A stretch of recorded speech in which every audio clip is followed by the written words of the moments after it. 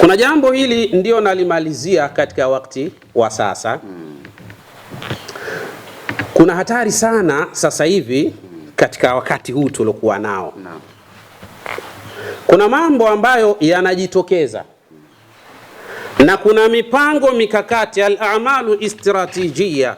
Kuna masala ya kimikakati kabisa ambayo imeandaliwa haya masala kwa ajili liisqati shuyukhi, kwa kuwaporomosha na kuwadondosha kabisa mashekhe. Subhanallah.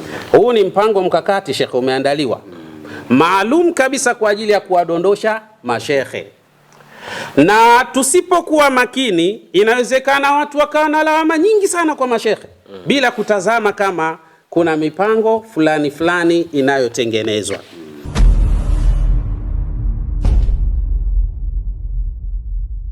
Anasema wama arsalnaka illa rahmatan lilalamin. Ikhwani, ndugu zangu, bila shaka ametoka hapa al-akhi Sheikh Abdallah Gunda, kaongea mambo makubwa sana katika asrari al-Qur'an. Siri za Qur'ani zina mambo mengi sana, na ukitazama miongoni mwa asrari za Qur'ani ni namna ya matamko ambayo pia yanayotamkiwa majina ya bin Adam au majina ya miji. Na ndio maana Mwenyezi Mungu Subhanahu wa Ta'ala katika sharafu alompa Nabiyullahi Adam ni pale ambapo alipomfundisha majina ya vitu vyote. Kwa hiyo katika majina asrarun kuna siri kubwa sana biidhnillah Subhanahu wa Ta'ala.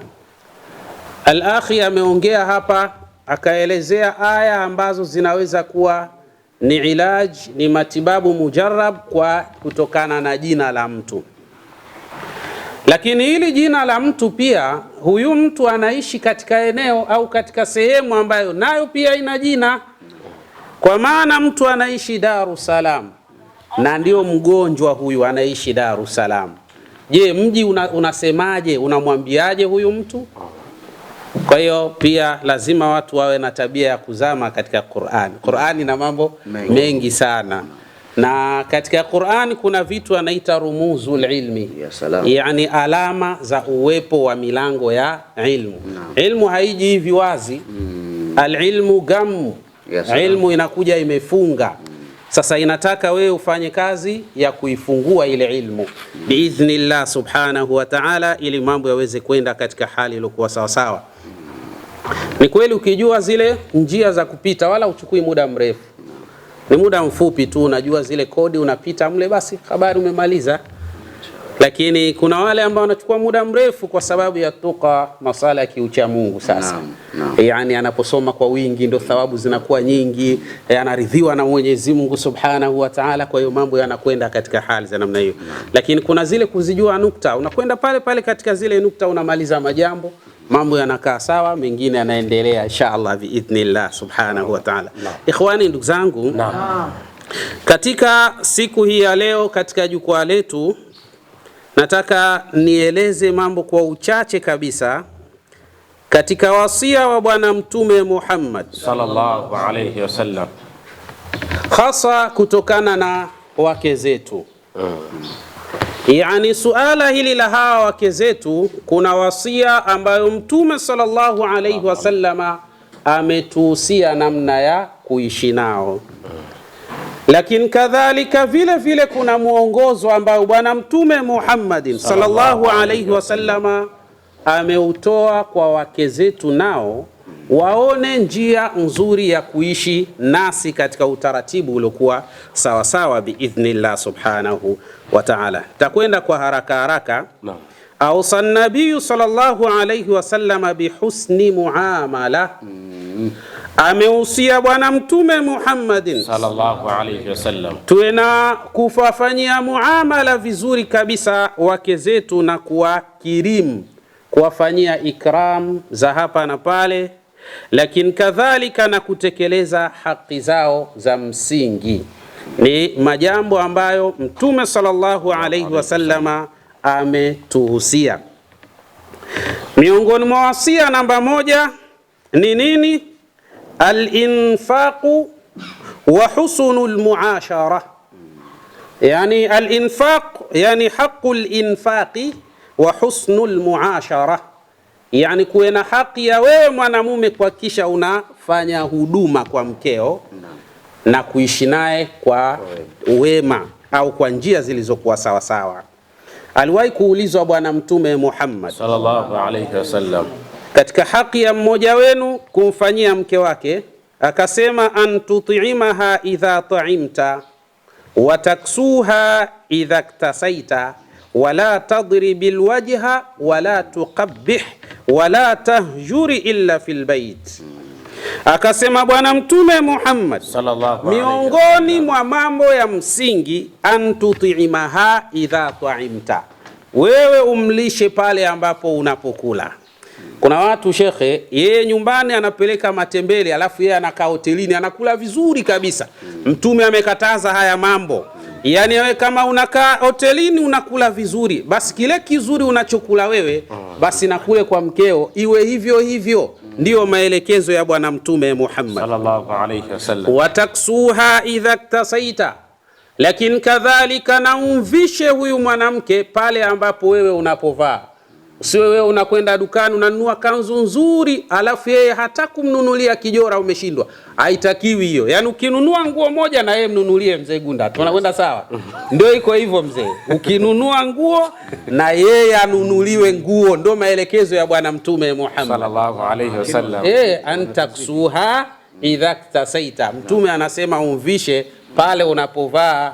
Akuzidi asikuzidi, natakiwa wewe ununue tu mzee. Lakini wala tadribil wajha, pakitokea mapambano usimpige usoni. Kuna watu anampiga ngumi mke wake katika uso. Hii hamna hii. Mtume sallallahu alaihi wasallam anakataza hiyo. Kuna watu wako hivyo. Na sehemu nyingine Mtume anasema amelaaniwa yule ambaye anampiga mke wake kama anavyopiga mwizi vile au jambazi. Maluni huyo mtu wa namna hiyo. Acha hizi habari kwa wasia wa Bwana Mtume Muhammad. Wala tadribil wajha, haijakataza kupigwa, ila unapiga wapi, sehemu gani? Usimpige usoni ukamharibu uso ukamtoa jicho. Hii hakuna. Wala tuqabbih, wala usimwambie katika jitu lenye umbo baya, wewe mke wangu hata upendezi uko hovyo hovyo tu ueleweke. Usiseme hivyo. Yani Mtume sallallahu alaihi wasallam anataka tuwaeleze maneno mazuri. Usimwambie mke wako kwamba wewe ni mtu mbaya sana, umuoni fulani anapendeza bana, umuoni fulani umbo lake zuri. Sasa huyu kawaje mbaya? Wewe ndo tatizo Anasema wala tahjur illa fil bait, na wala usimuhame, ila kama kuhama basi hama umo ndani ya nyumba. Yani kuna watu wengine akishaktilafiana na mkewe siku hiyo harudi nyumbani. Makosa hayo. Yani hata kama hamzungumzi lakini mwemlemle ndani, basi toka chumba hichi nenda chumba kingine afadhali. Sio unahama kabisa, hauonekani miezi miwili miezi mitatu, ukiuliza sababu ni nini unasema kanikera sana mimi huyu. Hakuna hiyo. Mtume sallallahu alaihi wasallam ametoa wasia mzito sana ambayo natakiwa sisi tuushike wasia huo alioeleza Bwana Mtume Muhammad sallallahu alaihi wasallam. Lakini jambo la pili, at-tawjihu bil-lini war-rifqi. Lakini kadhalika jambo jingine ni kumuelekeza mkeo kwa lugha nzuri na kwa utaratibu mzuri.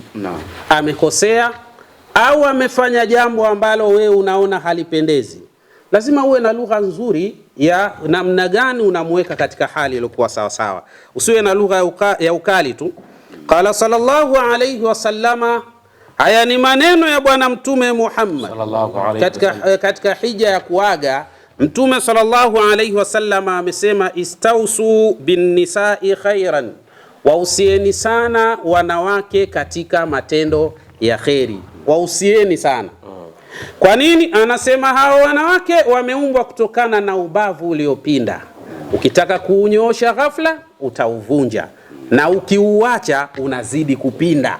Kwa hiyo jaribu kuwa ni mtu ambaye unaonyosha taratibu taratibu katika hali zake. Wasia kwa mwanamke ni kitu bora sana. Kaa naye, mpe mauidha mara kwa mara, muelekeze mara kwa mara, mpe irshad vizuri kabisa. Anaweza akawa mtu bora sana kwa yale maneno ambayo wewe unakuwa unamuelekeza. Tena birrifqi wal-lin. kwa upole na maneno laini, sio maneno magumu magumu. Yani wewe unisikii mimi ninavyokuambia, basi nakupa siku 2, baada hapo nitakupa talaka. Huyu mwanamke hawezi kubadilika kwa staili hiyo. Wewe mwambie, tumuelekeze tu, wa ma alaina illa albalaghul mubin. Yani sisi kanuni yetu ni kumueleza. Sasa akibadilika itakuwa bora sana. Hakubadilika unajipima, naweza kuishi na haya mapungufu, naweza nenda naye. Huwezi, zipo taratibu ambazo tumeelekezwa kwa mujibu wa sharia biidhnillah subhanahu wa ta'ala. Lakini kadhalika vile vile kuamiliana naye kwa mambo mazuri mazuri. Mtume sallallahu alayhi wasallam anasema khairukum li ahlihi, mbora wenu ni yule ambaye aliye mbora wenu kwa wake zake. Je, ubora wako wewe upo nyumbani? Nyumbani pale wewe ni bora?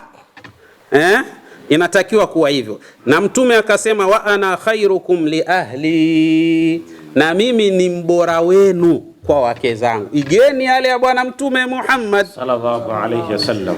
Lakini jambo jingine, ifauha wa ishba'u raghbatiha, ni kumsamehe, kumfanyia matendo mazuri, lakini kuhakikisha katika tendo la ndoa shughulika vizuri kwa utaratibu bora.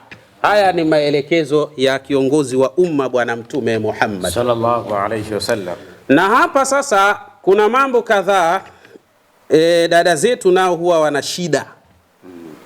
Miongoni mwa shida kubwa ambazo walizokuwa nazo, kuna baadhi ya kina dada wanatumia tendo la ndoa kama silaha. Yani wanapomnyima mwanamume wanatumia kama silaha, na wanahisi kama inaweza ikabadilisha yale ambayo yanayoendelea baina yao. Kumbe ndio inaweza kuharibu kabisa, kila kitu kikaharibika. Ukisoma katika ilmu nafsi, ilmu ya psychology, na kitabu kinaitwa Arbaun cha bwana mkubwa Ahmad Shakir, mwamba huyu anasema kuna mambo 7 hatari sana. Hayo mambo kama mwanamke atayafanya, basi yana uwezo wa kumpena, iwapo kama mwanamke atafanya hili tendo la kumziwia au kumnyima mumewe tendo la ndoa. Kuna mambo 7 yanajitokeza kwa huyu mwanadamu. Jambo la kwanza akasema al-ghadab, yani huyu mwanamume ambaye anayekataliwa tendo la ndoa na mkewe, kwanza mara zote utamwona ni mtu anakuwa na hasira. Hasira zinakuwa ni nyingi sana, mara kwa mara anakuwa hivi. Yani hata mwanamke anaweza akasema neno zuri, lakini kwa huyu bwana inakuwa neno baya, kwa sababu mwili wa huyu mwanamume unazalisha aina ya hormone inaitwa al-adrenaline. Hii sasa inampelekea kuwa na hasira mara kwa mara, hasa akikumbuka huyu ni mke wangu, lakini nikiitaka haki yangu mpaka nianze kuipigia magoti. Kwa hali hiyo anaghadhibika huyu mwanamume, mara kwa mara anakuwa na hasira. Kwa hiyo mwanamke ambaye anatumia hili, yani kumnyima mumewe tendo la ndoa, kama ni sehemu ambayo ya kumwadhibu huyu mwanamume, ndipo anampoteza kabisa, na inawezekana akafikia katika hatua mbaya kabisa. Atakuwa mtu ana hasira mara kwa mara, jambo la kwanza. Lakini jambo la pili, atakuwa ni mtu ambaye anaondosha uaminifu kwa mwanamke huyo. Yani huyu mtu anakuwa na mashaka na mwanamke huyu. Kwa nini inakuwa hivi? Lazima kunatengeneza mashaka. Kwa hiyo pindi ambapo huyu mwanadada anapofanya tukio hili akahisi ya kwamba anamkomesha huyu mwanamume, maana yake ndio anampoteza kabisa. Huyu mwanamume anaanza kupoteza, yani kumwamini katika hali za namna hiyo. Lakini jambo la tatu, huyu mwanamume anaanza kupoteza kitu kinachoitwa yani al-ihtimam, kujali kunaanza kuondoka. Ikiwa kama huyu mwanamume alikuwa anamjali sana mwanamke huyu, kwa tendo la kumnyima tendo la ndoa anaanza kupoteza kumjali. Ikiwa kama alikuwa anamjali, anamletea zawadi, basi anaanza kupunguza yale mambo taratibu. Kwa hiyo dada zangu, nyinyi ambao mnahisi labda kwa kufanya matukio haya mtakuwa yani ndipo mnamkomesha huyu mwanamume, maana yake unampoteza kabisa huyo mtu, na bila shaka atakuwa hana tena mpango wa kurejea upande wako. Anakuwa na kitu kinachoitwa kupuuza, atakupuuza katika hali za namna hiyo. Lakini kitu kingine, kuna vitu vinavyoitwa al-infisal. Al-infisal yataanza kujitoa kwako taratibu. Yani kwa kuwa unamnyima tendo la ndoa, anachokifanya anaanza kujitoa kwako taratibu, na hii ni hatari. inawezekana ikampelekea mtu huyu kutafuta mtu mwingine wa huko nje katika hali za namna hii. Hii ni hatari sana. Ndio maana Mtume sallallahu alaihi wasallam akasema, mwanamume anapomwita mkewe kitandani kwake akakataa, na mwanamume huyo akalala hali amechukia, laana za Mwenyezi Mungu na malaika watamlani mwanamke huyo mpaka asubuhi. Katika riwaya mpaka amridhie mume wake katika hali za namna hiyo. Sasa hii ni hatari. Kuna watu wanatumia hii fursa wakihisi kwamba wanafanya sawa sawa, lakini ni hatari. Lakini miongoni mwa madhara mengine ya mwanamume anaponyimwa katika tendo hili la ndoa, inatengeneza ittirabatu naum, yani mtu anakosa usingizi. Yani mwanamume anayenyimwa tendo la ndoa na mkewe huwa anakosa usingizi. Yani na wakati huwa akikosa usingizi, akili yake inakuwa ina focus. Kwa nini siende zangu kwa Mwajuma yule? Hivi huyu ananionaje? Yani fikra zake zinakuwa ni hizo tu. Ananichukuliaje? Ananionaje? Huyu mtu huyu, yani anakuwa na mawazo mengi sana ya kufikiria maamuzi ya nini cha kufanya katika hali za namna hiyo. Kwa hiyo ni jambo hatari sana. Mtume sallallahu alaihi wasallama anatuambia katika haki ifauha wa ishba'u raghbatiha. Kwa maana ni kutengeneza hamasa, lakini kadhalika na kuhakikisha matamanio yake mwanamume anayazima kwa utaratibu uliokuwa sawa sawa. Sasa unayazimaje na unanyimwa? Kwa hiyo acheni haya mambo, si vizuri sana. Lakini kama hivyo ilo halitoshi, istimtauha bizinati, lakini kadhalika miongoni mwa haki zake ni kumpamba. Nunulie mapambo mazuri, nunulie mapambo mazuri, mavazi mazuri, lakini apate hereni nzuri nzuri za dhahabu ikiwezekana, cheni na mfano wa hayo, bangili na mfano wa hivyo. Ni vitu ambavyo ni katika haki zake mzee, hizo ni haki zake. Maana tumezoea wake zetu hawavai hivi vitu na hatuwapelekei wala tununui. Sasa hii ni hatari mzee, gunda ununue. Lakini watalbiyat hajatiha al-asasiya, na kuitikia katika haja zake maalum, litajannubil fitna, kwa ajili ya kuepukana na fitna biidhnillah subhanahu wa ta'ala. Ikhwani, ndugu zangu, kuna jambo hili ndio nalimalizia katika wakati wa sasa. Kuna hatari sana sasa hivi katika wakati huu tuliokuwa nao. Kuna mambo ambayo yanajitokeza na kuna mipango mikakati, al-a'malu istratijia. Kuna masala ya kimikakati kabisa ambayo imeandaliwa haya masala kwa ajili liisqati shuyukhi, kwa kuwaporomosha na kuwadondosha kabisa mashekhe. Subhanallah. Huu ni mpango mkakati shekhe, umeandaliwa maalum kabisa kwa ajili ya kuwadondosha mashekhe. Na tusipokuwa makini, inawezekana watu wakawa na lawama nyingi sana kwa mashekhe bila kutazama kama kuna mipango fulani fulani inayotengenezwa. Mathalan, mimi binafsi kuna simu ambayo nilipokea takriban kama miezi miwili hivi iliyopita. Nilipokea simu kutoka kwa mwanamke ambaye aliwahi kuwa mke wangu. Na toka nimemwacha mpaka sasa ni miaka 6. Subhanallah. Akanipigia simu ananiambia, shekhe, unajua kwamba uliponiacha mimi nilikuwa mjamzito wa miezi miwili, yani na ujauzito wa miezi miwili. Mwaka wa 6 huu ulikuwa na ujauzito wa miezi miwili. Sema naam. Na nilijifungua mtoto wa kike. Na sasa hivi ana takriban miaka 5. Unaona hatari hiyo? Kwa hiyo sasa nataka nikuletee mtoto wako muone. Alafu pili, lazima ujue, maana tayari mimi nishafanya jitihada kubwa sana, lakini hapa palipobakia na wewe sasa uendelee katika kumtunza huyu mtoto. Nasema subhanallah, hii mbona balaa tena hili? Haya yamekuaje tena? Miaka 6 ndio nakuja kufahamishwa haya mambo leo. Sasa mimi nikawa sina wasiwasi, kwa sababu najua haya mambo ni mambo ya uongo tu. Nikamwambia sawa, huyo mtoto wewe unaposema kwamba ni wa kwangu mimi na ana miaka 5 na wewe uliondoka kwangu ukiwa na ujauzito wa miezi miwili, taarifa hizo zinakuja leo, hii inakuaje habari hizi? Naomba tuende vizuri hapa ndugu zangu, ili muone kabisa kama kuna mipango mkakati unaotengenezwa kwa lengo la kuwachafua na kuwaharibia mashekhe. Wallahi ni hatari sana. Usipotafakari vizuri unaweza ukakurupuka, unamlaumu mtu, unamtukana mtu, unamkejeli mtu, unamshusha mtu, kumbe bila kujua kabisa kwamba kuna mipango imetengenezwa rasmi kabisa kwa hali hiyo, kwa ajili ya matendo kama haya. Basi mimi nikamwambia yule binti, bana, mimi ninavyojua tulishaachana, na ninavyojua wakati naachana na wewe haukuwa mjamzito. Kwa hiyo hayo mengine, kama una mtoto basi sio kwangu mimi, atakuwa ni wa hao watu wengine ambao walikuwa nao na kufanya nao maisha katika wakati wa sasa. Yule akanambia, bana, hiki kitu ninakwambia niko serious. Usipokuwa makini, najua mimi njia nitakayofanya, ambayo naamini kabisa hiyo njia nyote mtashangaa katika yale ambayo nitakayoyafanya. Nikasema subhanallah. Njia gani tena? Akasema wewe subiri tu, nitakuonyesha hiyo njia nitakavyoifanya.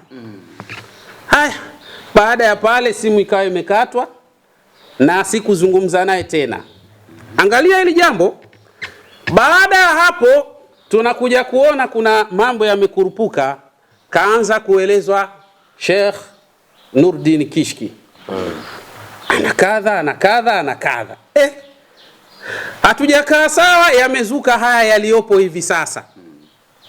Ndio sasa akili inanijia, ala, kwa nini hivi? Na matukio ni yale yale yanayofanana. Mahayamhuna, kuna nini hapa? Ndugu zangu, ili nakwambieni kwa maana la kuwazindua. Msikurupukie majambo ya watu mkahisi ya kwamba hawa watu wako sahihi. La, huu ni mpango mkakati, na ninakwambieni kuna hatari ya kuliona hili jambo pia kwa mtu mwingine. Wala sio siku nyingi. Tena mtu mkubwa kabisa tayuko pale hadharani, bwana kadha. Sasa hii ni hatari sana. Kuna watu walikuwa na agenda zao za kutaka kutuharibia taratibu zetu. Kwa hiyo sasa wakaona zile taratibu zimeshindikana, tumtumie mwanamke. Na unajua ukimtumia mwanamke ni rahisi sana. Kwa hiyo wanatafuta wale wanawake ambao tumewahi kuwaoa tukawaacha, kwa sababu wale watakuwa na mengi sana wanayajua katika madhaifu yetu, ndio wanapitia kule. Sasa hii ni hatari sana. Hakuna mtu ambaye yeye amekamilika kwa 100%. Hakuna mtu wa namna hiyo. Wewe ukiwa na mke atajua wapi una mapungufu na wapi umekamilika. Kama jinsi ambavyo wewe ukiwa na mkeo unamjua wapi mapungufu yake yako wapi na wapi kuna ukamilifu wake. Basi ndio njia zinazotumika hivi sasa katika kuwachafua, kuwavuruga, kuwavulia adabu, kuwavunjia adabu, kuwavunjia heshima mashekhe. Ni njia hizo, mtaona mengi tu katika hali za namna hiyo. Tena bahati mbaya sasa siku hizi watu wanaweza kutengeneza video. Yaani mtu anaweza akaitengeneza video ikawa, yani wewe ukaona kama ni kweli kabisa. Kumbe katengeneza AI. Kumbe katengeneza. Sasa tuwe makini ndugu zangu katika masala haya. Kuna hatari kubwa kabisa iko mbele yetu. Kwa hiyo mimi ninachoweza kusema kwa kumalizia katika jukwaa letu katika siku hii ya leo ni kwamba tutafakari kwa kina kabisa.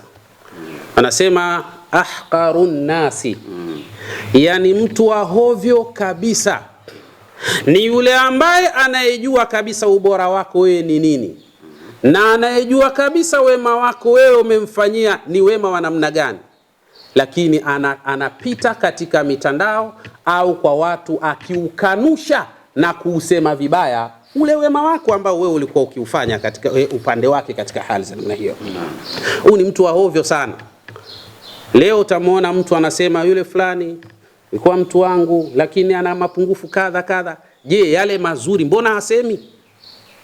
Ina maana alikuwa na hayo tu mazuri, mbona hausemi kwamba alikuwa na mazuri kadha?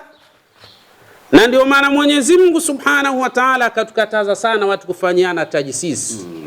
Tajisisi, kufanyiana ujasusi ni kutafutiana katika yale mambo mabaya. Ndio maana ya tajisisi, wala atajasasu. Mwenyezi bila shaka wala msifanyiane nini? Kujasusi, msianze kutafitiana katika hakosi. Yoyote yule hakosi. Lakini na mwisho wake mtakuja kuchukiana tu. Lakini mkitafitiana katika mambo mema na mazuri mtapendana. Nye muulizeni tu huyo mtu anayesema fulani yuko hivi, yuko vile, amefanya hivi, amefanya vile, muulizeni. Ni haya tu ndo aliyofanya? Hauna mengine ambayo aliyofanya ni mazuri upande wako? Kwa nini useme haya tu? Maana yake nini? Wallahi inatisha kabisa ndugu zanguni. Haya mambo Allah tulinde na tunusuru katika hali za namna hii. Lakini kubwa zaidi, sisi tutafanya dua maalum kwa ajili ya wale ambao wapo kwenye mpango huo, mpango wa kuwadhalilisha mashekhi. Sisi tutafanya dua maalum, tutamwambia Mwenyezi Mungu wape kazi ya kufanya hawa watu, kwa sababu hawa watu si wazuri, si wazuri kabisa. Leo kuna mtu mmoja nimemuona, yeye kanuni yake ni mtukanaji sana, atukana sana yani yeye mdomo wake ni matusi tu kuanzia asubuhi mpaka jioni, yeye yuko hivyo. Anasema naomba picha mimi niziposti hizo, niwadhalilishe hawa watu. Subhanallah, anasema hivyo. Sasa ndio unapata picha, ala, kumbe nyuma ya huu mpango kuna watu fulani wananufaika na mpango. Aiywa, Waarabu si wanasema bil amri tabdul amru. Ya salam. Kutokana na jambo fulani ndipo unaweza kujua jambo jingine katika hali za namna hii. Hii ni hatari sana. Inshallah, kwa hiyo tumuombe Allah tunusuru kutokana na mashakili haya na mengine mengi kabisa. Na mwisho kabisa, katika jukwaa letu lijalo kuna majambo adhim sana ambayo tutakuja kuyazungumza hapa biidhnillah subhanahu wa ta'ala insha Allah. Assalamu alaikum wa rahmatullahi wa barakatuh. Wa alaikum assalam wa rahmatullahi wa barakatuh.